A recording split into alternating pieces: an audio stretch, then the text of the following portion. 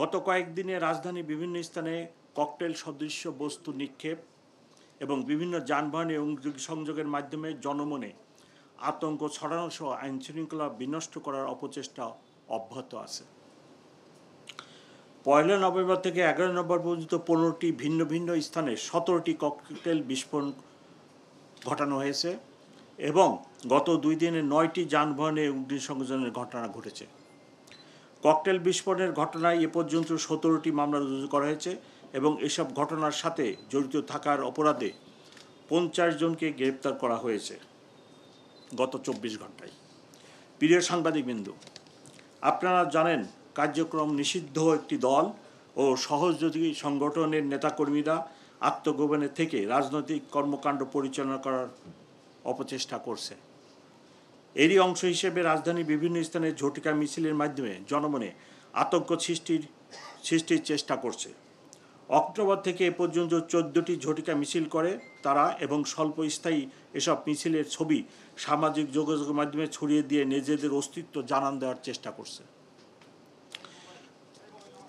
October থেকে আজ পর্যন্ত ঝটিকা মিছিল পরিকল্পনা, অর্থায়ন ও অংশগ্রহণের সাথে জড়িত কার্যক্রম নিষিদ্ধ একটি দল ও অঙ্গ সংগঠনের ৫৫২ জন নেতাকর্মীকে গ্রেপ্তার করেছে ঢাকা মেট্রোপলিটন পুলিশ।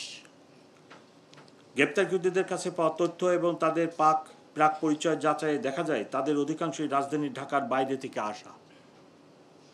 অর্থের বিনিময়ে তারা ঢাকায় এসে ঝটিকা মিছিলে অংশগ্রহণ করে আবার ঢাকার বাইরে চলে যায়।